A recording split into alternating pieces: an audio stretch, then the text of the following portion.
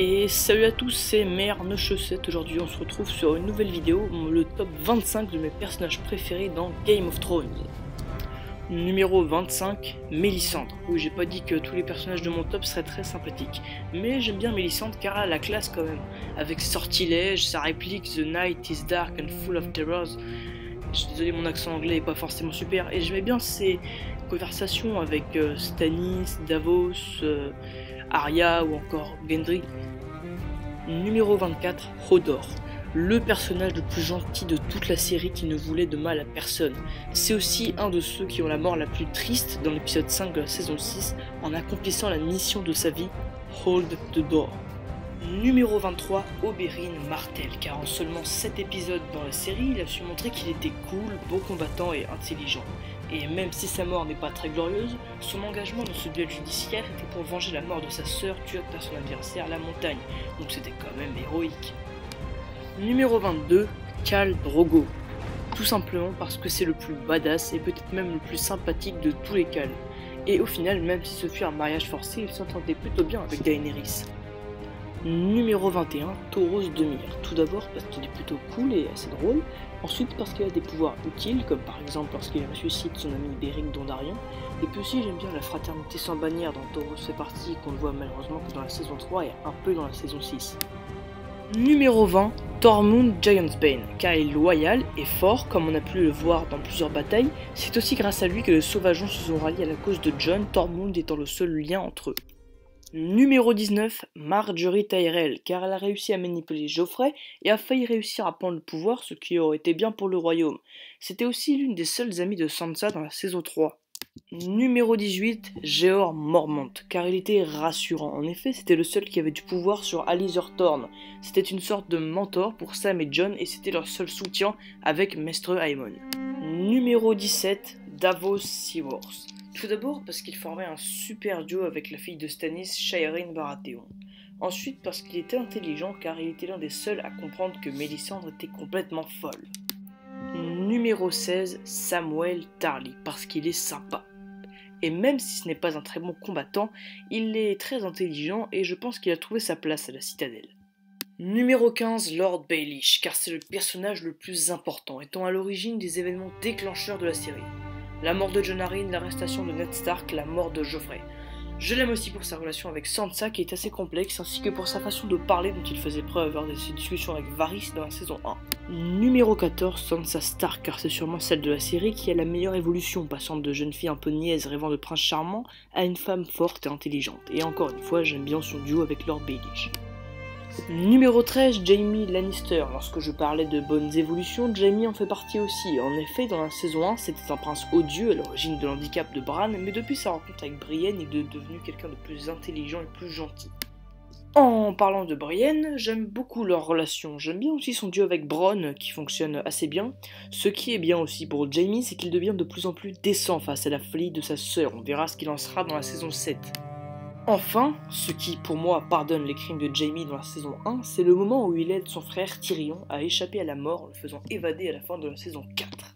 Numéro 12, Catelyn Stark, car c'est une femme forte qui ne se laisse pas faire, elle montre aussi qu'elle est intelligente en conseillant Robb à plusieurs reprises lors de sa campagne de guerre, et son point fort c'est qu'elle aime ses enfants plus que tout.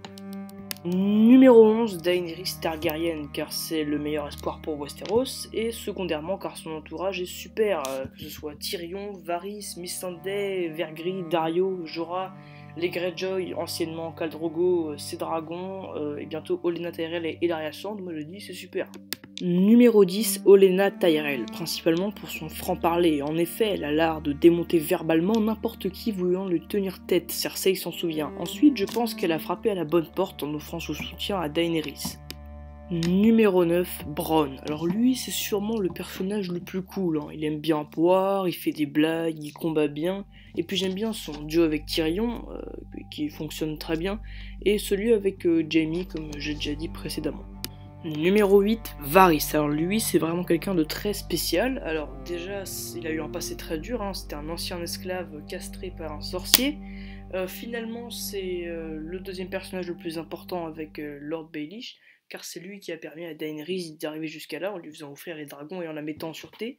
J'aime bien le duo qu'il forme avec Tyrion, Et j'aime bien quand il discute avec Lord Baelish, ça donne souvent lieu à des confrontations verbales spéciales. Numéro 7, Brienne. Alors là, on peut pas faire plus loyal ni plus honnête. En effet, Brienne veut à tout prix tenir la promesse qu'elle avait faite à Catelyn, qui est de garder ses filles en sécurité. En parlant de Catelyn, j'aimais bien le duo qu'elles formaient ensemble, qui était assez bien, ainsi que le duo qu'elle formait avec Jaime, et celui avec Pod, qui est assez comique.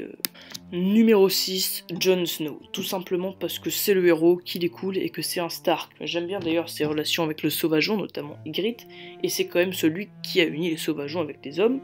J'ai pas trop aimé le fait qu'il soit ressuscité, je trouvais ça un peu forcé, alors que sa mort était quand même super belle et très émouvante.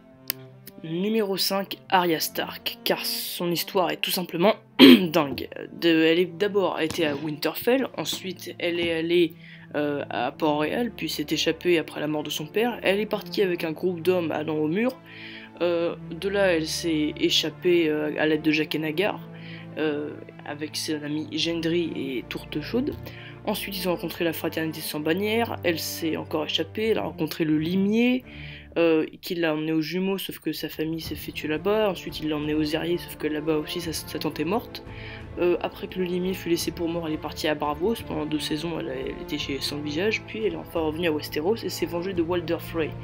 D'ailleurs, je trouve que c'était une super vengeance. J'aime bien aussi l'idée qu'elle ait une liste de personnes à tuer, c'est original.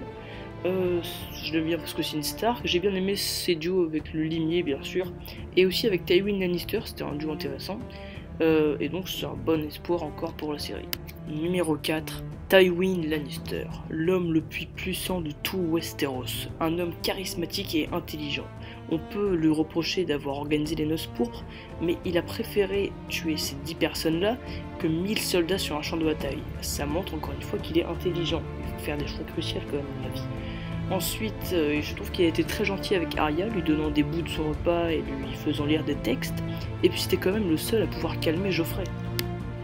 Numéro 3, Ned Stark. Bon alors là, j'imagine que vous comprenez pourquoi, pas besoin de s'attarder là-dessus, c'était l'homme le plus sage de toute la série, qui ne voulait que le bien, et comme je disais avec Hodor, c'est celui qui a la mort la plus triste, et puis surtout quand on y repense, on est un peu nostalgique de la saison 1 quand il était encore en vie avec Robert. Numéro 2, Sandor Clegane dit le Limier parce qu'il est badass. Il n'a peur de personne, il s'en fout de tout, même du roi. Il lui a dit dans sa fameuse réplique « Fuck the city, fuck the Kingsguard, fuck the king » qu'il a prononcé juste devant le roi Joffrey.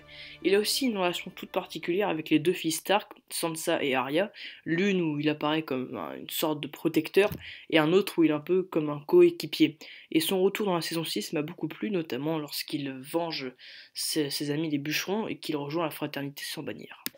Et le numéro 1, Tyrion Lannister, car il est drôle des fois, intelligent, son histoire est totalement folle, il va être projeté aux 4 coins de tout Westeros et Essos, et je pense que c'est sûrement le nain le plus incroyable de toutes les séries, de toute l'histoire des séries, et surtout l'acteur est excellent, et je vous laisse avec cette scène où il montre ses talents incroyables. Have you nothing to say in your defense? Nothing but this. I did not do it. I did not kill Joffrey, but I wish that I had.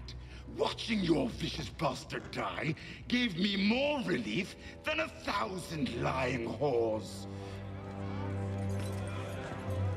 I wish I was the monster you think I am. I wish I had enough poison for the whole pack of you. I would gladly give my life to watch you all swallow it. Sir Meryn! Sir Meryn, escort the prisoner back to his cell.